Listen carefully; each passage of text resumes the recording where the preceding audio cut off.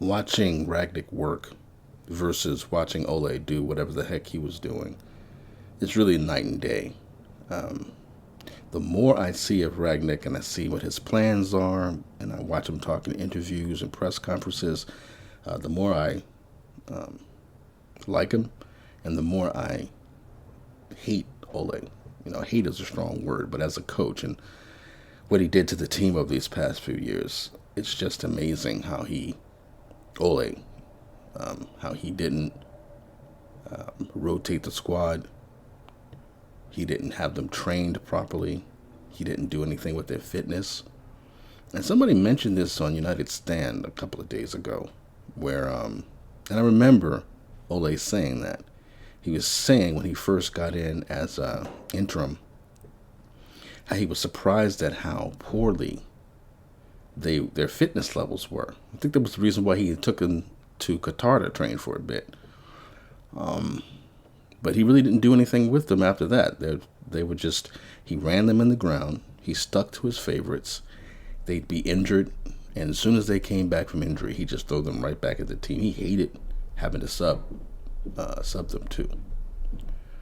Um, so yeah, it's just ridiculous. It's so unprofessional. It's like he had this, and I've used this before, and I would comment on like United Stand and say, giving Ole all these great players like Sancho and Pogba.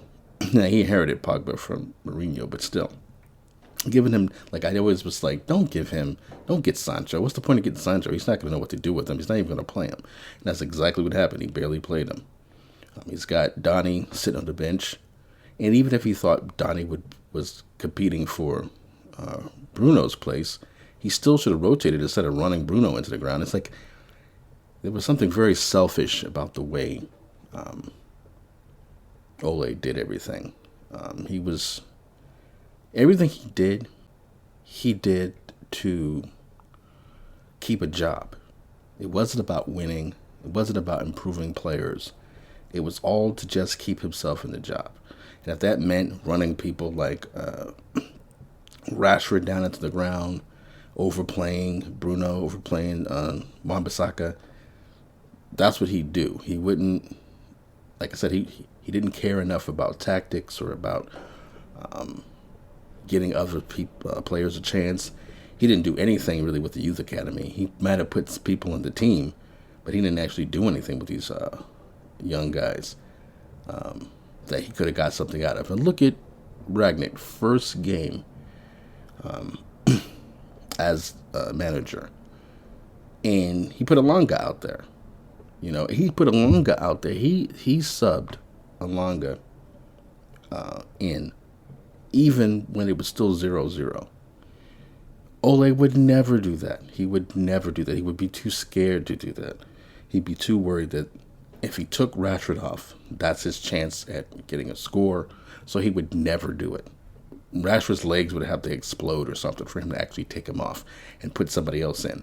And he would have just put Greenwood in. He wouldn't have put, excuse me, he wouldn't have put Alanga in. Forget that. So I'm glad he's out of there. It's just embarrassing to think about just how poorly this team has been run for so long. And, I'm listening to people, I forgot the guy's name on United People's TV. And actually, shout out to him because I think he's where I first really heard about Ragnick and the way he talked about him. And I looked into him after that. I was like, well, yeah, I would love to get this guy in at Man United. But I didn't think that would ever happen because it made too much sense. But still, that guy at United's people, what is his name? Jimmy? I don't know. He looks like, I don't know what he looks like. He looks like a cartoon character in a way. Like a little like Jimmy Neutron Boy Genius type looking guy. But anyway, so United TV Peoples was saying how Ole did a lot of great things for the club, and he was going to do some kind of tribute for him to explain all the great things he did. I don't know if that's come out or not, but if it has, I'm going to go on there and leave horrible comments because I can tell you what Ole has done. I was Ole out the entire time. I was only in when he was doing great. And right when he started to falter and I started to realize, oh, he's now playing to get the job. He's not playing to win. He's not playing for to get the players excited. He's playing real negative, pragmatic football, trying not to lose because he now really wants the job. And so I was like, no, I'll just give it to Poch. And they were losing enough and badly where I was like, yeah, don't hire this guy now. If they had just left it alone, if the board had just left it alone, let the season play out, and then let him lose those games that he lost, Ole, then this would have been a totally different era. But in a way, it might be better that Rangnick's come in because he could really probably transform the club on a deeper level than just having a good quality coach, coach a team and do what he can with whatever budget the board would give him. These dogs, they always do this, so c'est la vie. But yeah, turns out it's probably a better idea, or works out better, that Rangnick comes in now instead of saying Poch a couple of years earlier. Because I think now Rangnick can do something for the team, but also for the club that can set us up for years going forward, so that whenever a new manager comes in, they have a better support in place. He's bringing in a sports psychologist, which is just amazing. I just feel like, well, whatever. It's just sort of amazing just how cheap and tacky things were run under Ole. And it was probably more of that.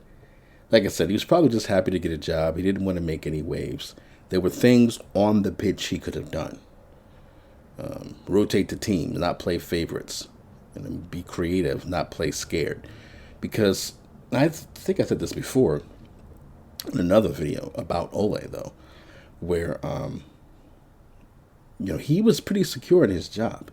He could have lost games playing well and not worried about his losing his job or being sort of chased out by fans.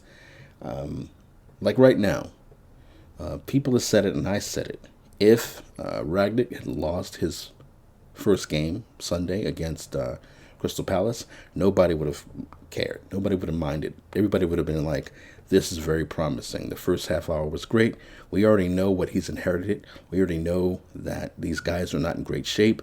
We also know that a lot of them are run into the ground and that they've got some ways to go. But the fact that he won, and we're excited to see what happens next. I don't really mind him losing. I expect we'll get top 4 now, for sure. And that's something I didn't care about under Ole, because like I said, I wanted anything bad that could happen to the team. As long as Ole was there, I wanted it, because I said at least we can get a better coach, because, obviously the real problem is the owners and the board. But at least we can have a good coach where we can win a lot of games, and then maybe we'll just come up short,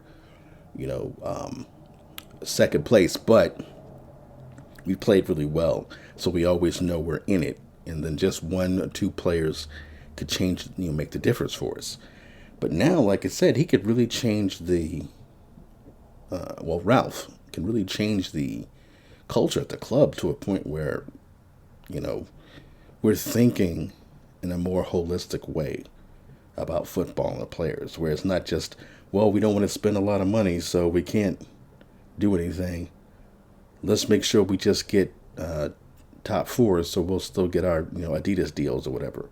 But the thing is, with the way Ralf works and thinks, they can still not be ambitious, but still spend money on quality players and not overpay for people like Bissaka and Wan-Bissaka or Maguire. They can get great players from Europe. They don't have to spend that much money for them. You've got a guy who will actually play them and use the youth. And going forward, you could probably get a championship out of these guys. You could probably get a Champions League. I don't know about the title, the Premiership. Who knows? I'm confident now that maybe in 5 years we will win a championship. I don't know if it'll be with Ralf. I really don't know how long he's going to be here.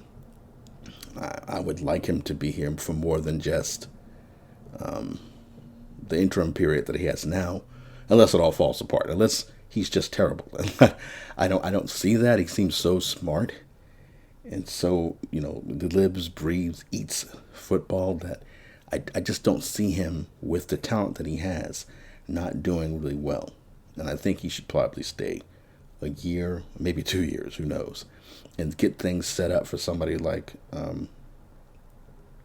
well, maybe they still want Potch, but Nagelsmann, maybe somebody like him can come in a couple of years right after Rangnick goes. And I know they gave him a 2-year consultancy contract or whatever, but I think if things go the way I expect them to go, that a lot can happen in the next 6 months. I think things are going to change for the better. I'm excited for it, and we'll see. I really wanted to just, I watched some training videos, like I said, not training videos.